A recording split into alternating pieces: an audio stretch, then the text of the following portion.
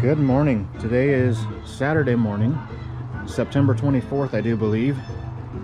It's a nice morning. Just got done working out, so I'm a little shaky. Drinking coffee too, so that always helps. While I was working out, today was leg day, which is a horrible invention. Whoever invented leg day should be shot. I was looking at my garden and reflecting on things that I want to do when I build my next garden. So I love this garden, and I did a lot of things wrong. I learned a lot along the way. There are a lot of things that I have figured out over time that I want to hit and record so that I can keep these things in mind whenever I go and design my next garden. So we're going to start with this. Let me go over to this side.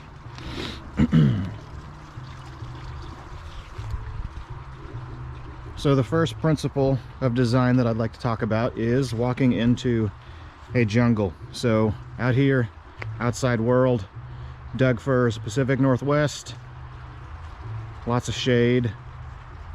It is fall, so there's lots of dead grass and everything. When I come into the jungle, I want all that to go away. Ideally, I will be surrounded by a wall of foliage on all sides, foliage up over my head.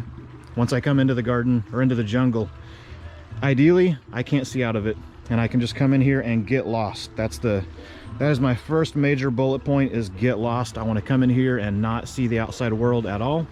I want to feel like I'm somewhere totally else. And another thing I want to hit here is, this is supposed to be a jungle. I don't want this to just be a yard with a border surrounding the outside of it. That's fine if that's what you're doing, but that's not my end state for having a jungle. I want it to be a jungle. I want to be surrounded by foliage, and this is going to go into my next point. This is something I call layering, and it encompasses a bunch of different stuff, but there's not just an open yard here. At all times there is a layer of foliage. So this brings everything into scale. So a wall of fronds, everywhere you look, there should be foliage right up here in your face. And then we're using, I'm calling it macro and micro scaling. So down here, this is a butia. At the foot of this butia, I've got some caladiums, and there's a toad lily, and over here there's a eaten up Coniogram emiensis. So out here on the macro scale, you've got big stuff going up overhead, and then all around you down here on the micro scale, you've got fine details that draw you in from the macro to the micro. And this is something I started to develop this idea just this past summer, so I'm not super developed on this yet, but everywhere you look there needs to be big macro pictures, big fronds right up in your face, over your head, and then filling in all of the little gaps, all the little kind of nuanced areas. You got to have those micro details. Another thing too, as I look across here, this is something that's you call stacking vegetation in the long-range marksmanship world. I'm not a sniper, but I've played in that world a little bit. Whenever a sniper hides, they stack vegetation. So instead of just having one tree right here in front of me, I'm gonna have a tree here, another tree here, another tree there. So I've got layers in depth. So as I look across the garden, let me come back over here. This will change as the height of the garden changes, right? So right now I can see over the tops of a lot of these plants, but I've got depth in layers. And then as stuff gets up overhead and the canopy gets to where it clears the human scale and it's higher up above head, this will come back into perspective, and you'll be able to see from one side of the garden a ways over to the other side. And we want to have thick, dense vegetation, foliage everywhere. So layering and scaling, that is kind of a shared bullet point. The next two bullet points, they run together: elevation and running water.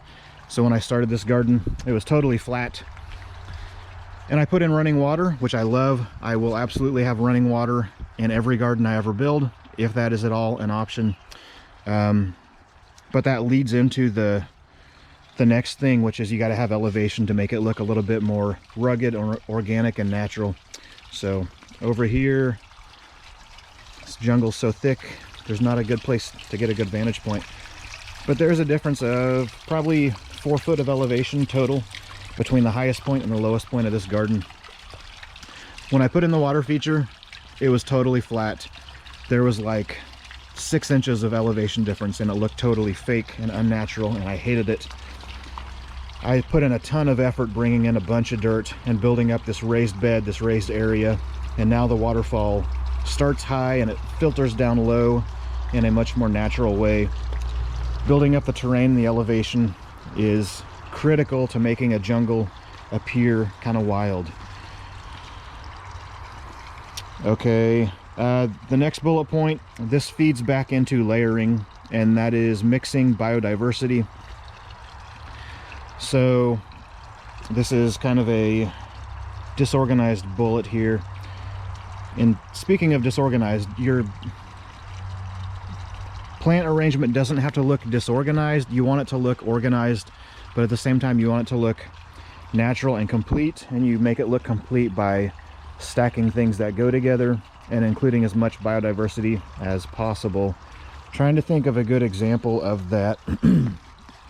What comes to mind, and this is a new for this year, this area, this concept that I'm doing here. So none of this is mature and it doesn't look like it should yet, but I've got a Trachycarpus and bananas. Those will kind of paint the macro scale, and then I've got the Melianthus, and behind the bananas, or in front of the bananas, I've got Colocasias, and then down here lower I've got these Cordylines, 1, 2, 3 of them, and then these Hoytunias. So it goes back to that layering thing and using scaling, macro versus micro, but just emphasizing the need for biodiversity. If this was all just planted with similar stuff, it would be a lot more boring. Having as much biodiversity as possible in as small of a space as possible really makes it look wild and organic. The last thing I would like to hit on here, let me make sure. Yep, last thing is paths. And this is perfect because right here I'm standing in the mud and I've got shoes on, but a lot of times I like to walk through here barefoot. I finished off the path up here so that I don't have to walk in the mud anymore, and that keeps grass and weeds down too. It's nice to walk up on something that's not mud, and if you lay down rock, it can provide some thermal benefit. It provides some variety too.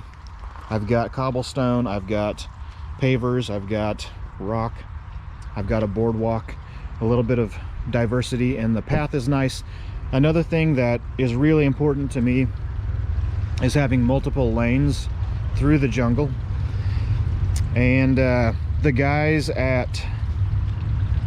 over in the UK who are building tropical jungles in their backyard, they are excellent at this. They walk into their gardens, and their gardens, they twist and turn, and within 2 minutes of them walking through their jungle, I have no idea where on earth they are.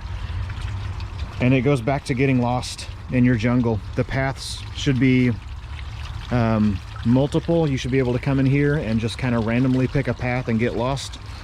And then ideally, by getting lost, you should find yourself back where you started. You should be able to come in here, get totally lost, just meander aimlessly through the garden, and then through the process of getting lost, you find yourself right back where you started. That's how over your head you should be when you come into this garden.